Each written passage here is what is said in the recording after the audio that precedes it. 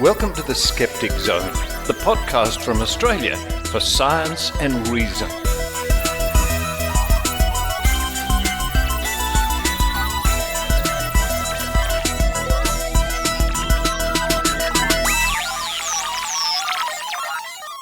Yes, it's the Skeptic Zone podcast, episode number 821 for the 30th of June, 2024. Richard Saunders coming to you from the Skeptic Zone studios here in, looking out the window, rainy Sydney, Australia.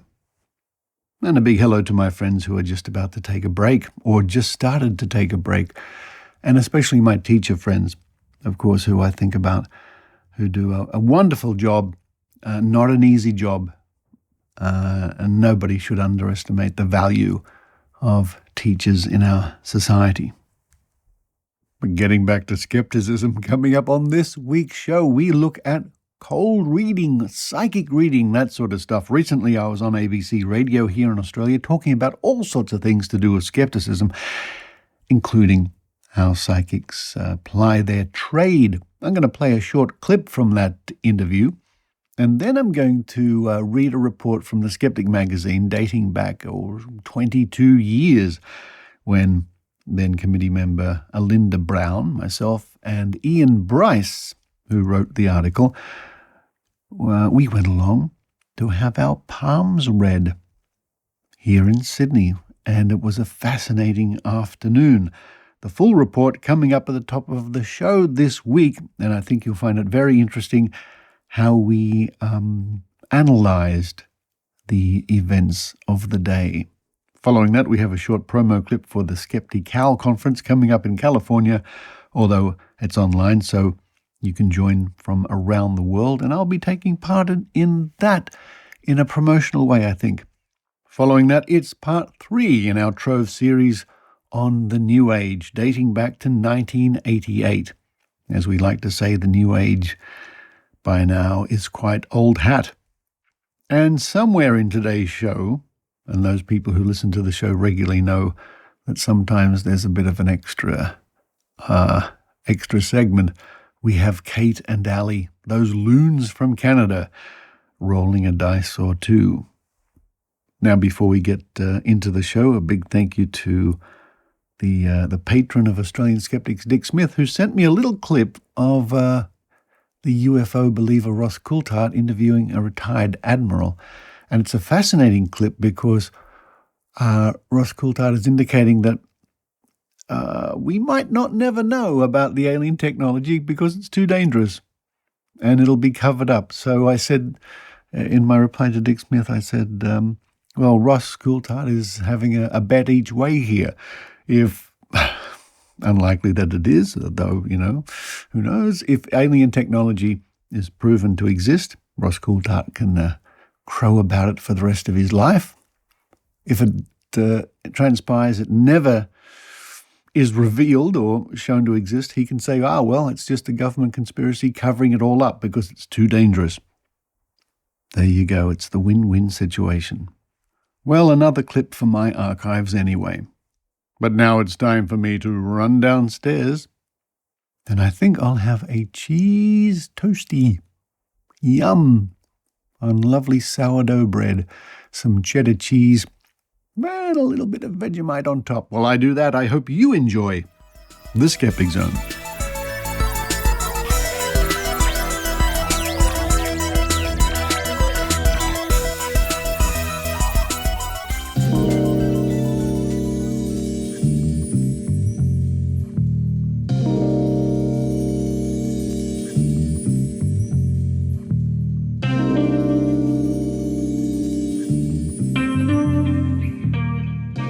Now, on last week's episode, you might remember I mentioned, with a link in the show notes, that I appeared on ABC Radio here in Australia, a show called Overnights with host Rod Quinn. And that was an hour-long chat with callback, and I think it went very well. It was great fun to be on a show, even if it was at 4 a.m. And I guess people listen at 4 a.m. This was prompted by the host curious about things like psychic reading hot reading, cold reading, talking to the dead, and so on. And now I'll play a short clip from that appearance, and I'm talking here about hot reading and cold reading. And they claim they can talk to your husband or wife or mother or whatever who's died. Just tell me how that works. It's been around for a long time. Tell me how it works, and can you actually expose it? Oh, yeah. You can. I mean, the second part of the question, yes, but it's interesting that if you one believes it's real, it doesn't matter how a skeptic exposes it or explains it. It's irrelevant. The true believer is also very closed-minded. Once the true believer thinks that this person can talk to the dead, that's sort of it. The argument's over. They're not going to listen to evidence. They're not going to have a cup of tea with you and be open to what you're saying. They're very closed-minded. But how it works, well, there are books and books on it. With the big stadium shows with the psychic, or the mind, body, spirit festivals, it works mostly by the psychic asking questions. I'm getting a mother figure. I think she died. I'm getting a pain in the chest. Who was that lovely? Do you have somebody? Yes. Was it your grandmother? Yeah, no. I'm getting somebody who passed recently with Alzheimer's. Does that mean anything to you?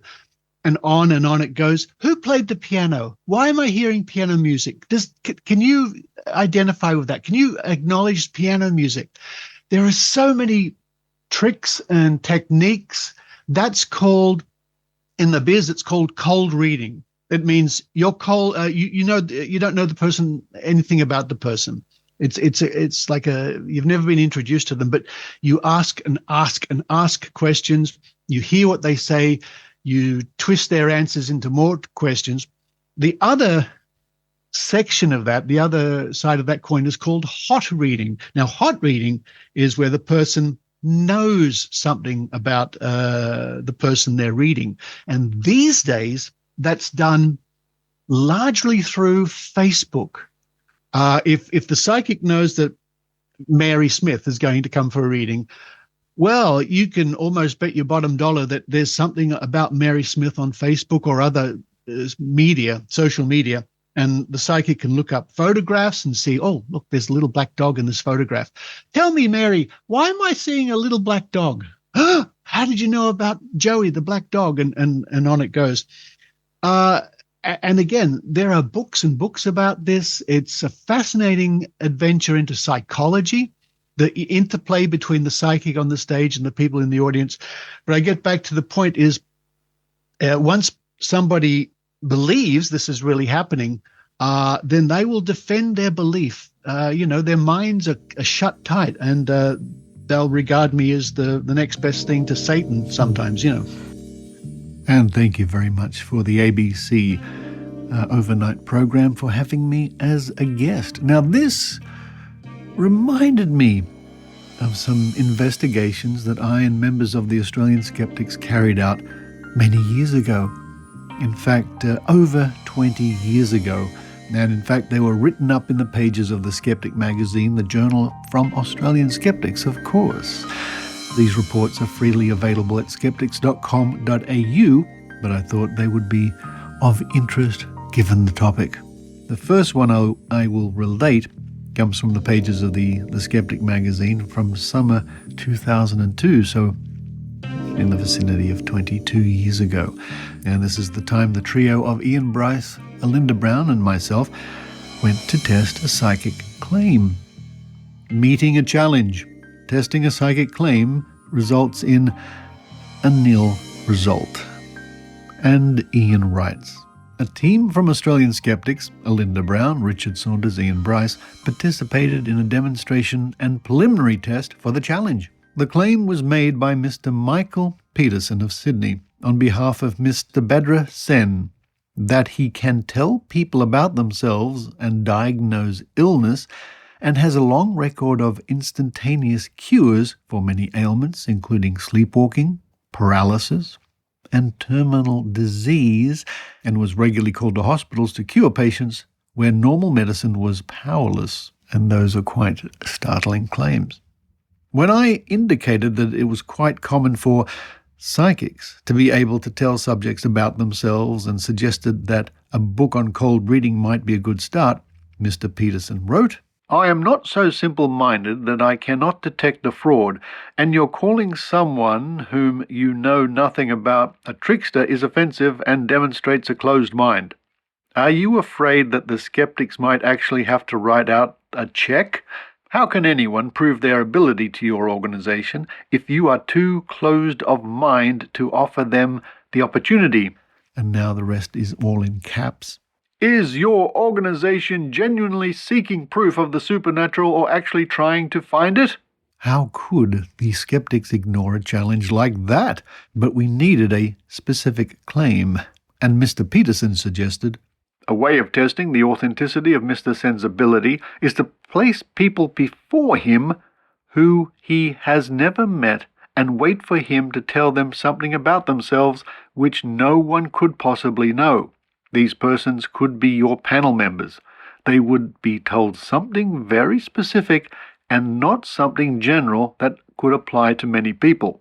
While not totally rigorous, this sounded like a good basis for a demonstration of abilities and even a preliminary test. It was agreed that if the claims were substantiated, Australian skeptics would be very interested and would arrange a formal test for the $100,000. We had been asked to avoid meat, fish, eggs, cheese, and alcohol on the day of the test, which we duly did. At the venue, we were asked to leave all leather objects in another room. And I'll break in here to say I remember the venue happened to be the home of Mr. Peterson, if I am remembering correctly. This was merely through a brick arch about 3 meters wide. It is difficult to see what shielding effect could be provided. In any case, there was a wine rack containing about 30 bottles within 2 meters of the test, which evidently posed no problem. Mr. Sen is a Fijian of Indian descent who has lived in Australia for 20 years. It later transpired that he is Mr. Peterson's father-in-law. Mr. Sen prepared with a little ritual involving 2 glasses of water, incense sticks, coins, and a statue, which were shaken or passed behind his body in various ways. He started the reading with Alynda. He asked for her given names and her mother's given names, then rubbed a little white stone on her palm to outline the creases in the skin. Mr. Sen proceeded to make many statements about Alynda, and I'll break in here to say I think these statements are more in the lines of questions, nevertheless. "Have you a folding pain in your left foot?" "No." "Then in the leg?" "No." "Lower back?" "No." "Upper back?" "No." "I see you nearly drowning." "No." In explanation of the misses, Mr. Sen objected that Alynda had eaten eggs today, which was throwing off the reading. She said she in fact had eaten nothing. The reading continued. "You will be married 3 times and have 5 children." And Alynda comments here, "He muttered quietly that I was not married. This would no doubt come as a complete surprise to my husband of 16 years and my 3 children. But then he was holding both my hands and there was a conspicuous lack of a wedding ring." We read on. "You are a big spender." Alynda was wearing some nice jewellery. "Not so." "Did you pray today?" "No." "Why not?" "To whom should I pray?" "Don't you believe in God?" "No." "You did nearly drown." "No, our family were all taught to swim very young. I have never been in difficulty." "Or accident in car?" "No." "A fall?" "Yes, many times." Alynda explains. This was the classic cold reading technique. He had finally scored a hit and created a framework where I was expected to project my own image. This is why readings appear to be so real. The memories that are triggered by these suggestions are, in fact, very real to the subject of the reading. The cold reader has no idea what image the subject is going to project unless they start talking. At this point, he waited for me to expand on the hit, and this was what a believer would certainly do. Unfortunately for him, I was uninterested in telling him anything. I wanted to hear what he had to say. Remember the claim from Mr. Peterson?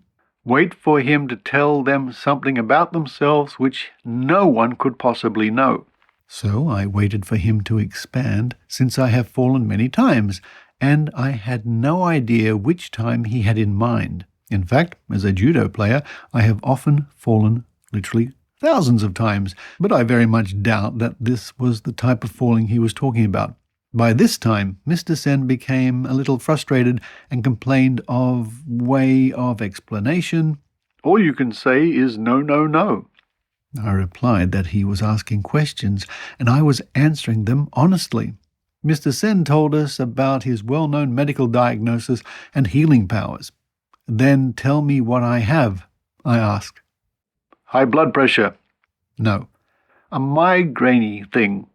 No. Tummy trouble? No. Then it will come. At the time, I was not wearing a wedding ring, and I'm often told that I don't look my age. In fact, I'm often mistaken for being in my mid-20s. Menstrual cramps and headaches are common in young women and often settle down after they had their first child. When he told me these symptoms, I realized that he was giving me the reading of a youngish woman in her 20s who had no children and no commitments. You have a dark or red mark on your right side. No. What do you have? He asked in frustration. All the family looked at me expectantly. Whooping cough, I replied. Mr. Sen was not even close. He then declared that whooping cough was a natural disease and he couldn't do anything about it. Next test, Ian. Having scored about 15 misses and one, generously, hit with Alynda, Mr. Sen then gave Ian a reading, starting by examining his right palm. On being asked for the 4 names, I asked, I thought you can tell things about me. What do you think my second name is? I can only read what's in your palm. You have back pain. No, not at present.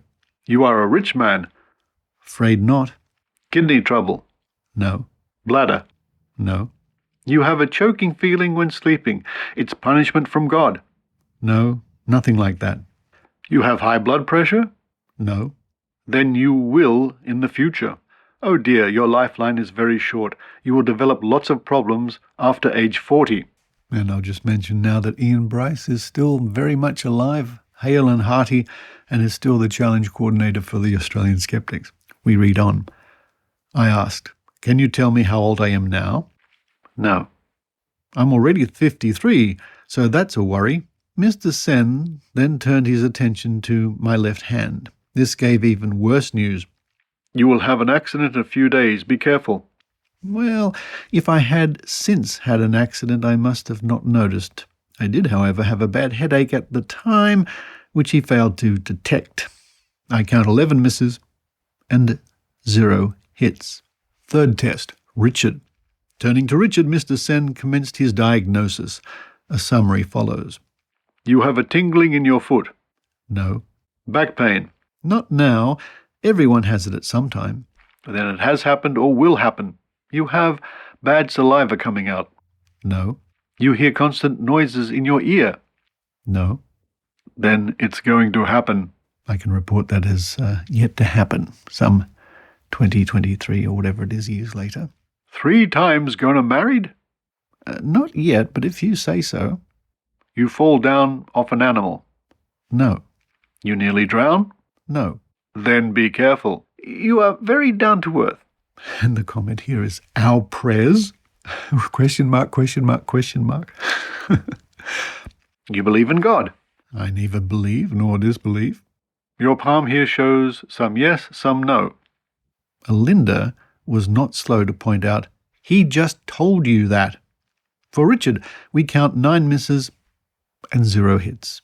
A common theme was the need for each of us to pray to God. When questioned about which god, Mr. Sen advised us that they were all the same, but Shiva was the best. We were informed that the Hindu Raman Bible is 10,000 years old and hence more authoritative than the 2,000-year-old Christian Bible. The readings were over. Mr. Sen again performed some rituals with trinkets and stubbed out the incense sticks. All present agreed that there was no evidence today of any supernatural ability. In the follow-up discussion, Mr. Peterson said that he could not understand the failure, as Mr. Sen is usually very accurate, such as describing birthmarks and illnesses. Mr. Sen gave several comments on the poor result. You have eaten eggs today. See above. It was because we kept saying no, no, no. Now that's the truth. Because we don't pray to God. Mr. Peterson was already starting to come up with his own explanations. There was a barrier between us and Mr. Sen, the well-known skeptic effect. We were not receptive to the vibrations, God, psychic emanations, whatever. Evidently, he was more accustomed to the type of subject who would give him plenty of feedback, expand on his hits, and pass over the misses. We were able to recognize many examples of cold reading techniques used by Mr. Sen. Standard readings for observed gender, age, and socio-economic status. For example, with Alynda. Using generalized tense. Example, gonna marry 3 times, I see you drowning. Waiting for free comments and elaboration. Asking that we be more forthcoming in our response. Example, all you say is no, no, no. Transforming a miss into a future hit. Example, no, then you will. Broadening the predictions when desperate. Example, a migraine-y thing, tummy trouble. Rewriting history. Example, insisting that the subject did nearly drown after she denied it. Adjusting a failed prediction. Example, to Alynda, pain in your foot, leg, lower back, upper back, and nearly drowned. No, then the car accident. Claiming credit for what the subject just said. You believe in God? I neither believe nor disbelieve. Your palm here shows some yes, some no. Turning a failure into a timely warning. Example to Richard, you nearly drowned? No. Then be careful. In fact, by answering his questions honestly and not prompting with more information, we were giving him a unique opportunity to demonstrate real paranormal abilities. Under these conditions, he scored at most 1 hit out of about 36 specific statements. Testing psychics, testing clairvoyance in the pages of the Skeptic magazine, and you can read that for yourself and many other reports by visiting skeptics.com.au.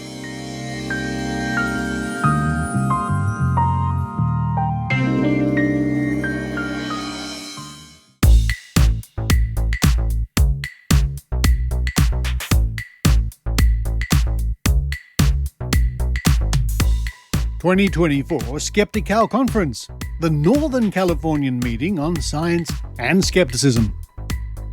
Hi, this is Dr. Eugenie Scott from the Bay Area Skeptics, and I'm excited to tell you about the 2024 Skeptical Conference happening online July 19th to the 21st. Skeptical, now in its 13th year, brings stimulating and entertaining speakers to a worldwide audience of science fans, critical thinkers, and questioners of extraordinary claims. Join us for 2 engaging days of speakers, interviews, and discussions.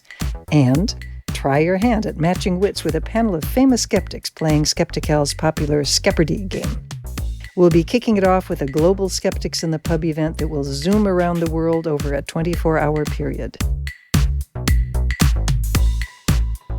The lineup of local and international speakers is one of the best yet, with Australia's own Dr. Carl Kruszelnicki and Melanie Trizic-King from Thinking is Power on a panel talking about media literacy and the TikTok generation. Science journalist Erica Engelhop dives into myths and misconceptions of female anatomy in Lady Bits. A panel of professional musicians, including George Shrub from the Geologic podcast and Helen Arney from Festival of the Spoken Nerd, will talk about bringing critical thinking into their craft in The Music of Skepticism.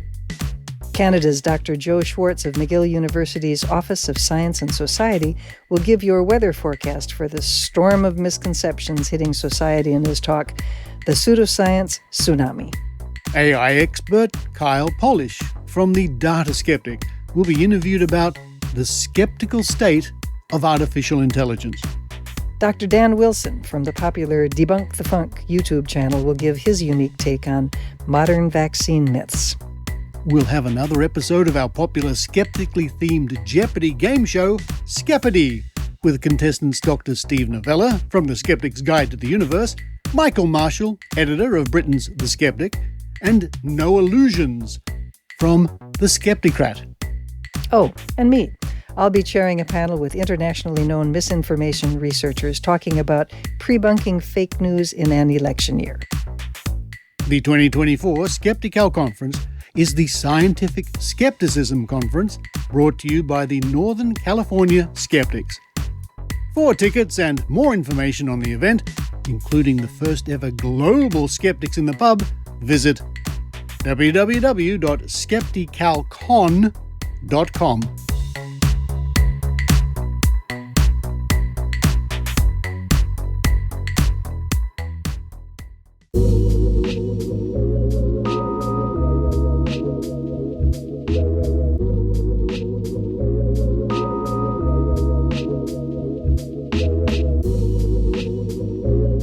Now it's time once again to go back to those digital archives and other archives like microfilm of newspapers from around the world, mostly Australian, for researching the past when it comes to matters concerning skeptics, the paranormal, the strange, alternative medicine, and so on. And over the last couple of weeks, we've been looking at an item published on the 14th of May, 1988, all about the New Age and how people regarded and looked at the New Age 36 years ago. And this is a story by Philip Clark, has appeared in the pages of the Sydney Morning Herald in the Spectrum section of that newspaper.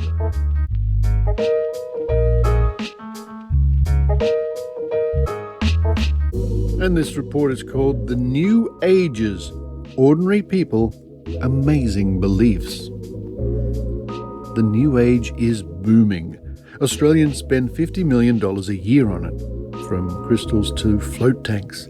In Sydney alone, 25,000 people have hugged and cried their way through transformational courses. Philip Clark investigates the movement and found doctors, lawyers, and ordinary people with extraordinary beliefs. And now we pick up for the last part of this report. Like crystals, channeling isn't a belief shared by all New Age people, but it pulls in a good number of the faithful.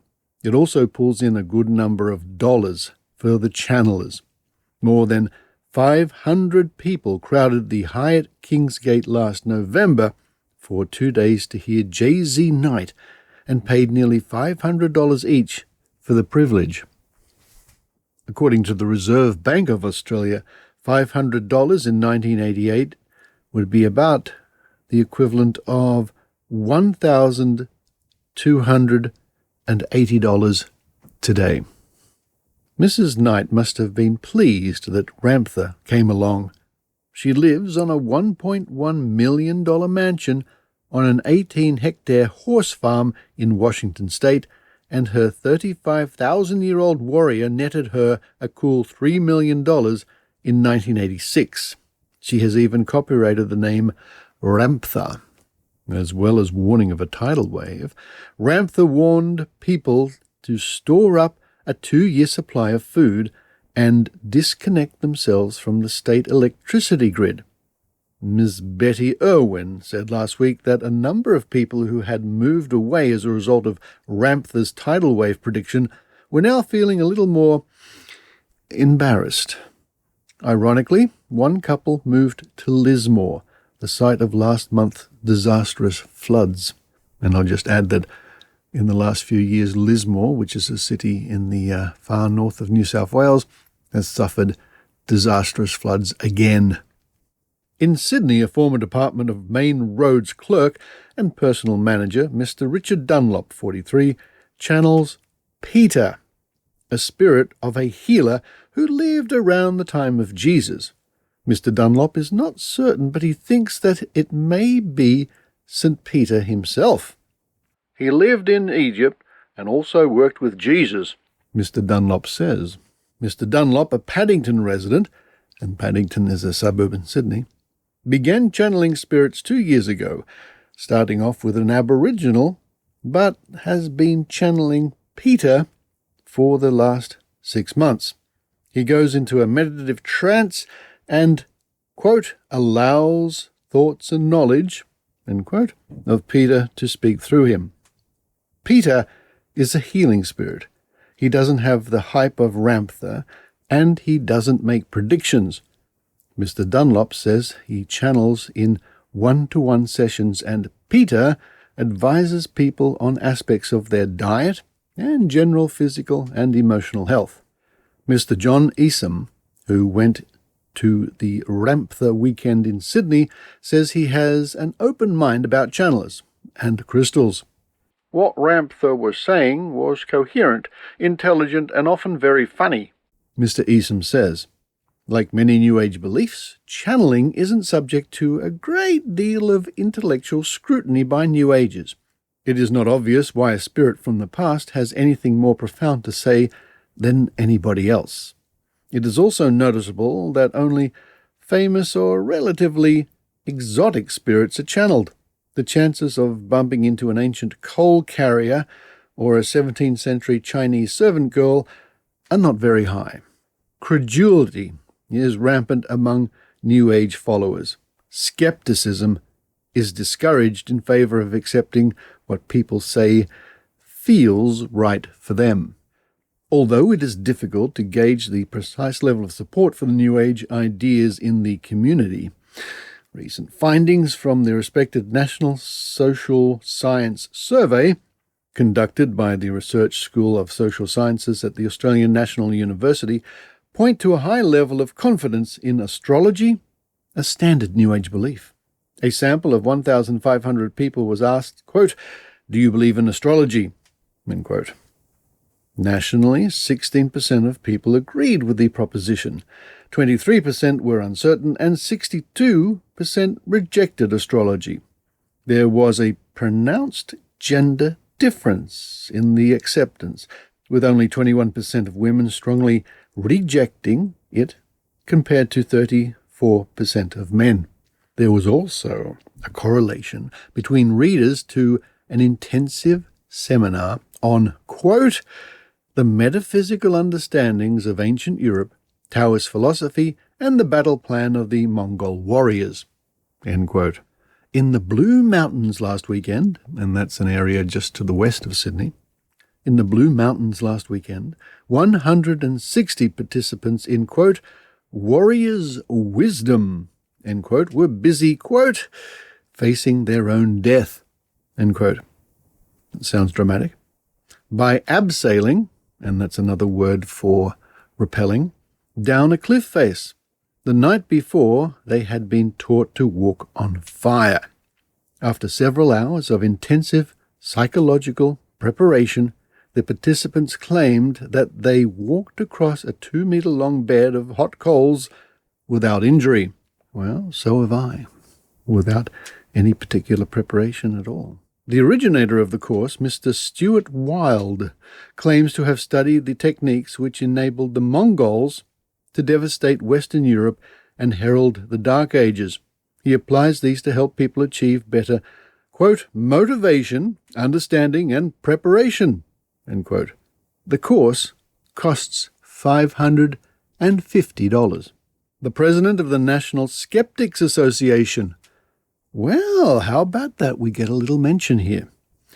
Mr. Barry Williams thinks the New Age is just old superstition clothed in new jargon.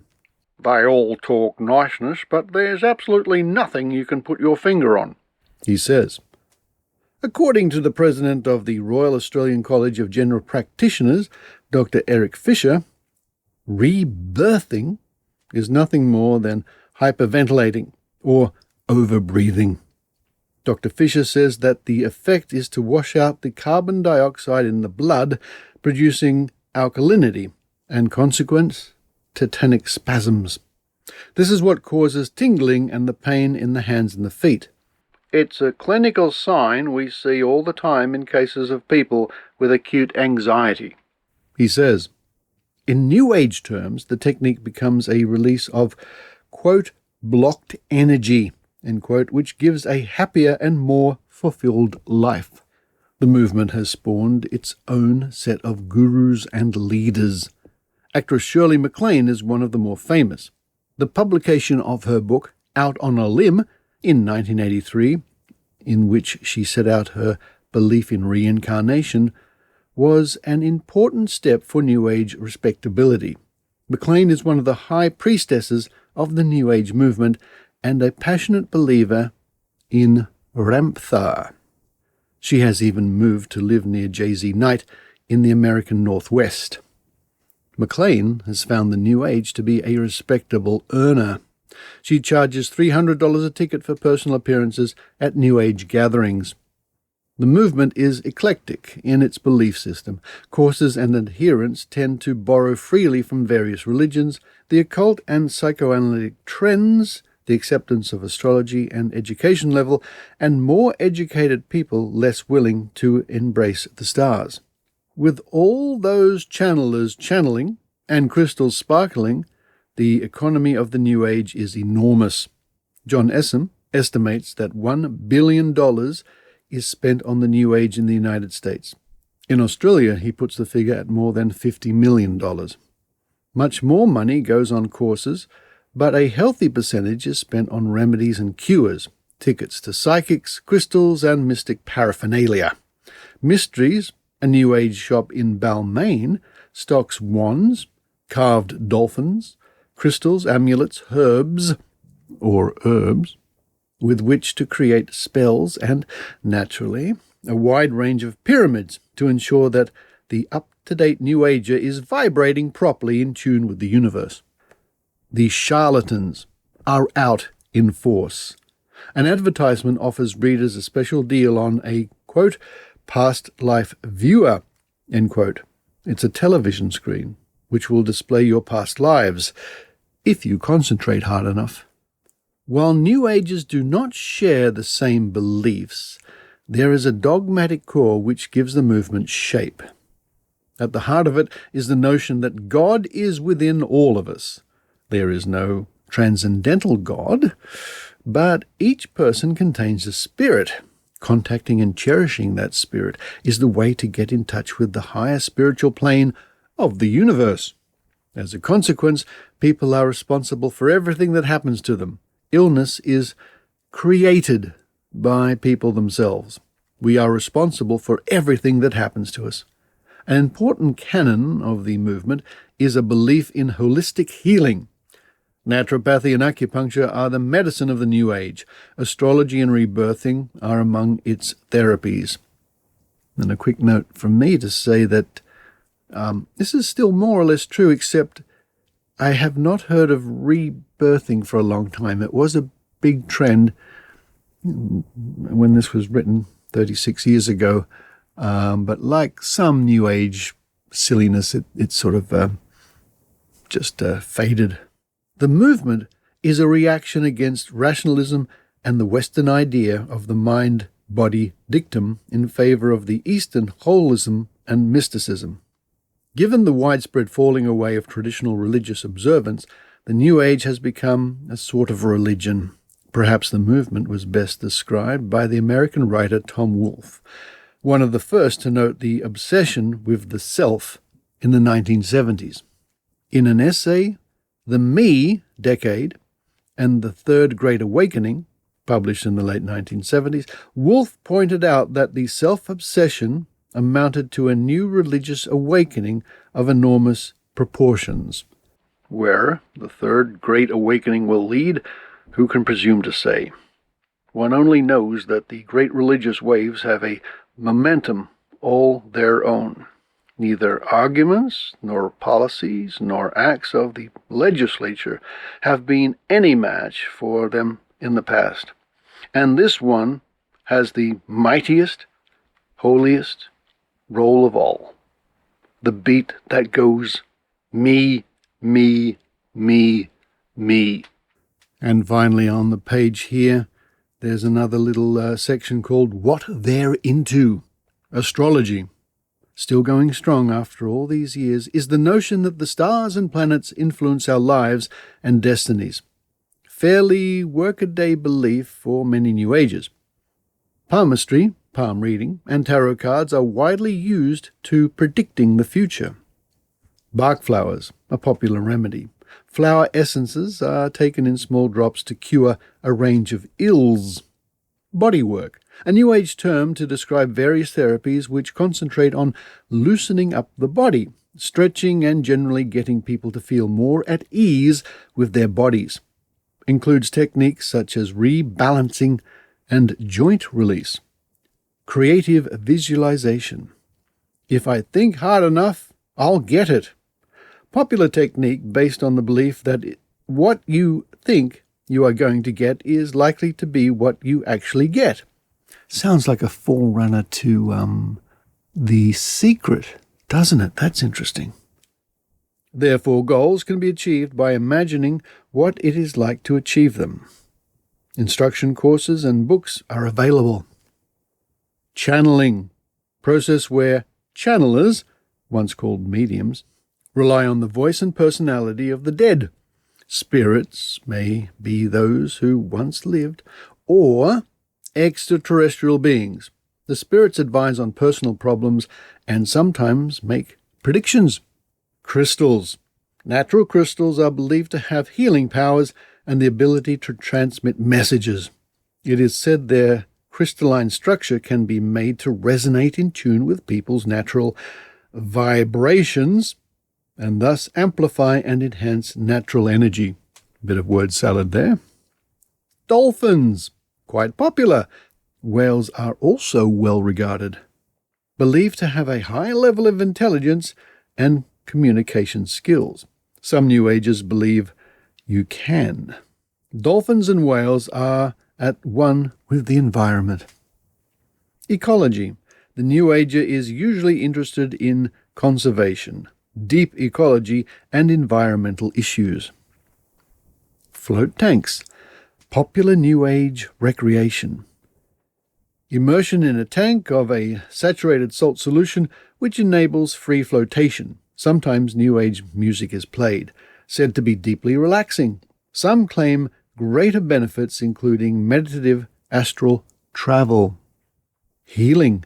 The term New Agers use for repairing physical, emotional, and spiritual problems. Various forms of diagnosis can be used, including iridology, through the observation of patterns of the iris, and reflexology. Also aromatherapy, cure by smelling various nostra, and massage. Naturopathy, the preferred system of healthcare for the New Age. It involves treatments of illnesses by the use of herbs or herbs and natural remedies. There are a range of treatments that can be listed under this category, including homeopathy, acupuncture, Chinese medicine, and therapeutic massage. Sydney has 3 main training centres for alternative health care practitioners: Natural Care College in Artarmon, Australasian College of Natural Therapies, Harris Street, Ultimo, and Sydney College of Natural Therapies in Glebe. Total enrolment of full-time naturopaths in Sydney is about 300, compared with 2,000 conventional doctors. Numerology. Predictions and greater understanding that can be achieved by studying the numerical patterns underlying names and places. Letters are assigned a number to assist interpretation. Past lives. A therapeutic technique involving a type of hypnosis which enables contact with previous incarnations. This is said to help understand current fears and anxieties. Personal development, a cardinal principle often thought of as the human potential movement, A range of courses and weekend workshops are available to help people feel more confident at home with their emotions. Pyramids. Pyramids are believed to possess mystical powers which can heal, preserve, and give out positive energy. The idea stems from the Egyptian pyramids. The best pyramids are made with the same ratio of the great pyramids like Cheops. Some build pyramid houses, rebirthing therapists practice inside them, and they can be used in the home. And pyramid power is another New Age silliness that has simply faded away over the decades. Rebirthing. Therapeutic technique designed to bring up old memories, fears, and anxieties. Involves hyperventilation, popularized by American Leonard Orr in the 1970s. Reiki, therapy of universal light energy, taps into energy system to enhance well-being.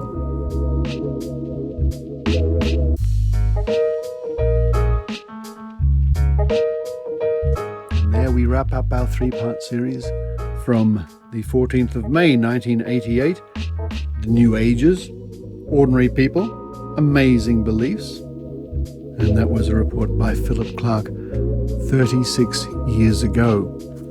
And much of what we've read over the last 3 weeks is still on display at Mind Body Wallet or Mind Body Spirit festivals. I certainly recognized a lot of things that are still ongoing, but we try to remember that many of the people involved in this movement still are sincere. They really think whatever they're doing actually works, like iridology or homeopathy and so on. But in the same breath, we remember, of course, that much of the New Age from the get-go was and is a business. It's just business. People do all sorts of things because, you know what? That's just business. But you too can find out about the New Age, the old hat, whatever you like to call it, spiritual awareness and dolphins by researching at your local library or online in digitized newspapers and magazines from around the world. But of course, my favorite is Trove at trove.nla.gov.au. Because when you go there, you never know what you might find.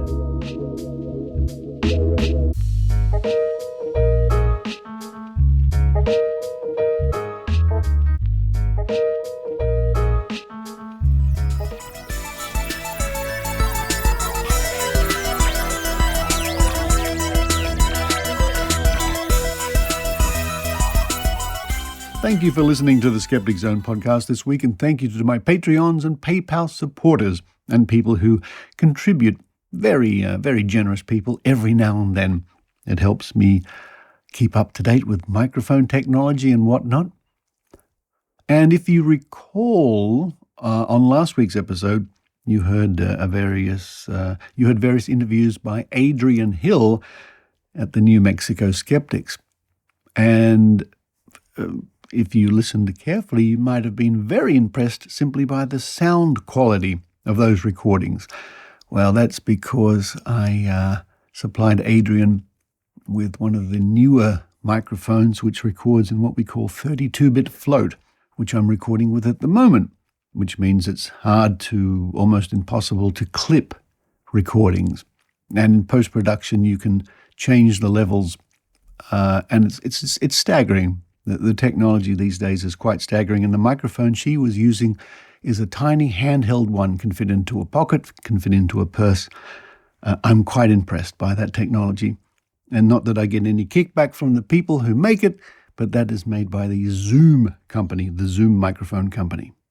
And speaking of new technology and sort of today's theme of the show, which was psychic readings and so on, I was curious, and I went to Meta.ai, one of the newer AI generator or AI engines or whatever they're called these days, and I simply said, give me a psychic reading that could apply to many people. And we call these Barnum statements. And this, in about 3.5 to 4 seconds, maybe 5 seconds. This is what Meta AI wrote. The mysteries of the universe are unfolding. Here's a psychic reading for you. A time of transformation. You are on the cusp of a great transformation, one that will reveal new facets of yourself and your place in the world. The winds of change are whispering secrets in your ear, guiding you towards a path of growth and self-discovery. Embracing the unknown. The unknown can be daunting, but it is in these uncharted territories that you will find your greatest strengths. Embrace the uncertainty and trust that the universe has your back. The darkness will give way to light, and the lessons you learn will be the keys to unlocking your true potential. Listen to your heart. Your heart is a compass, guiding you towards your highest good. Listen to its whispers and trust its intuition. It knows the way, even when the path ahead seems shrouded in mist. A new chapter unfolds. A new chapter is beginning, one that will bring new opportunities, new challenges, and new triumphs. Embrace this fresh start and know that you have the power to shape your destiny. Remember, you are not alone. You are part of a larger tapestry connected to all that is and all that will be. Remember that you are not alone on this journey and that the universe is always working in your favor. May this reading bring you guidance, inspiration, and a sense of wonder.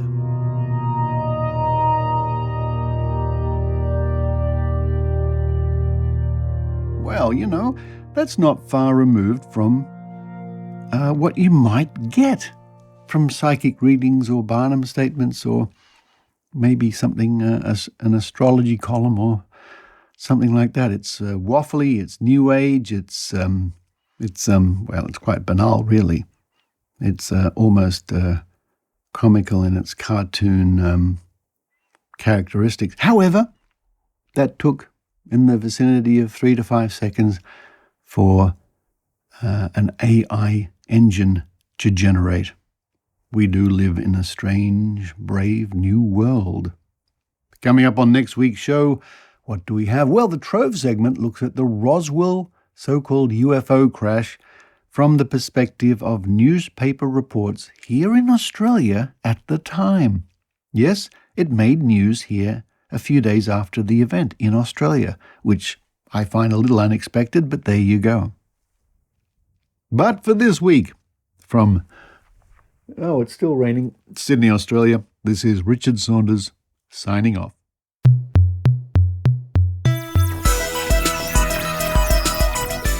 You've been listening to the Skeptic Zone podcast. Please visit our website at www.skepticzone.tv for episodes and show notes with links going back to 2008. You can follow the Skeptic Zone on Facebook, X, TikTok and YouTube by clicking the links at our homepage, together with links to support the show financially via Patreon or PayPal. The Skeptic Zone is an independent production. The views and opinions expressed by our guests are not necessarily those of the Skeptic Zone podcast or any other skeptical organisation.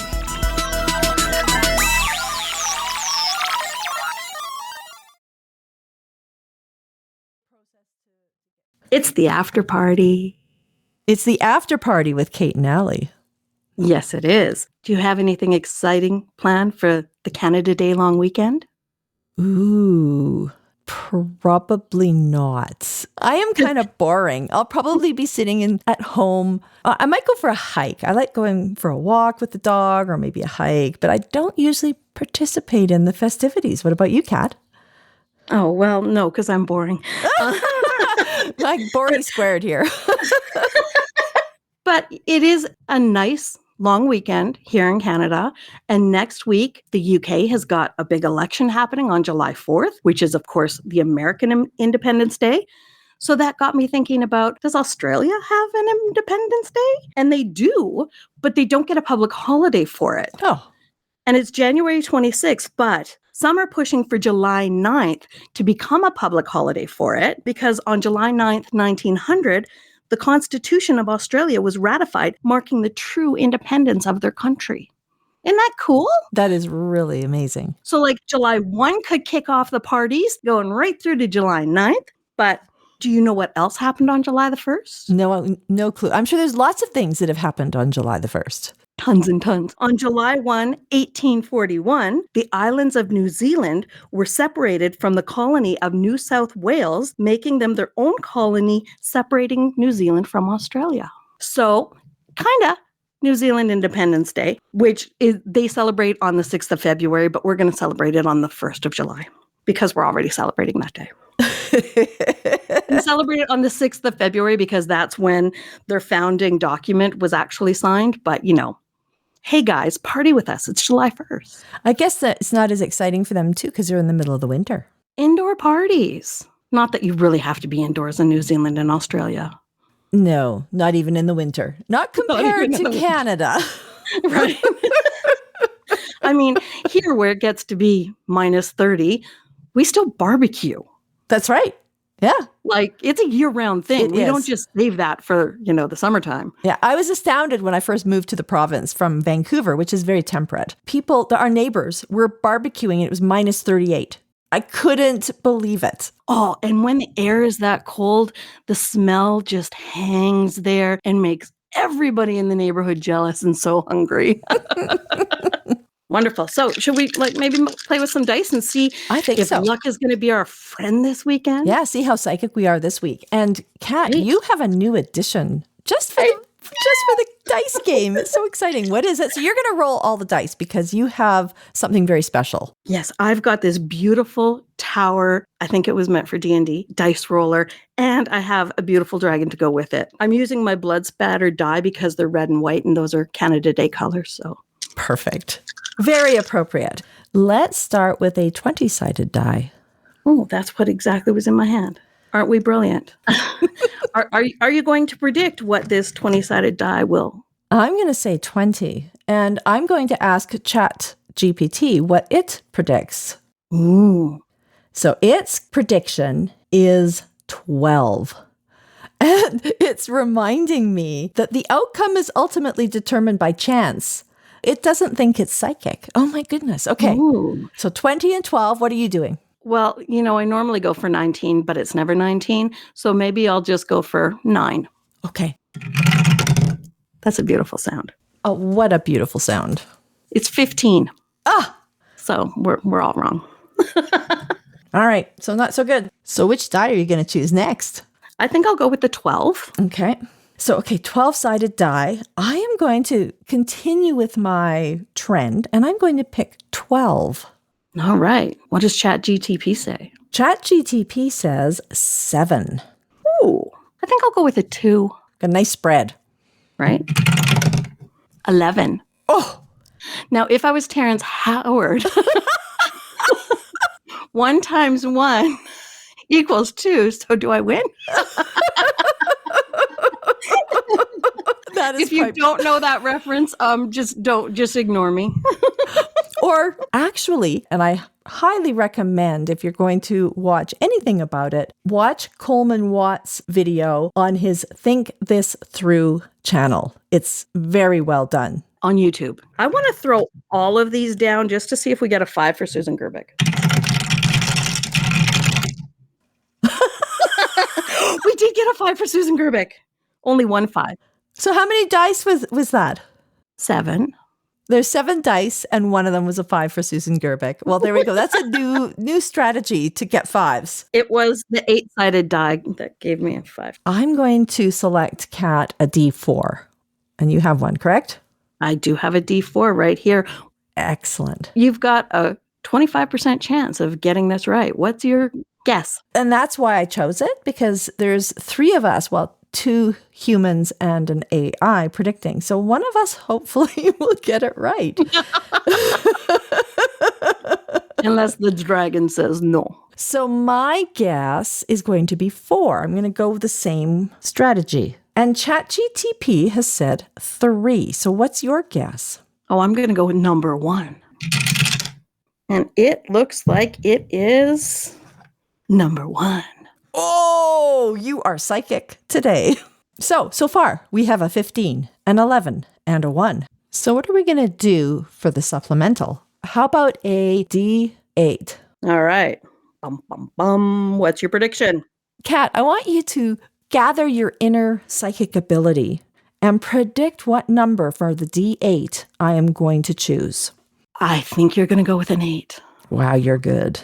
What's ChatGPT say? ChatGPT has selected a 6. I'm going to pick a 4. 3. And so we have rolled today, to summarize, a 15, an 11, a 1, and for the supplemental, a 3. And it only took us 3 hours to do that. Too much chit-chat. No, we were learning about holidays around the world. There you go. Until next time, this is Adrienne Hill and Kat McLeod. the 2 Loons from Canada.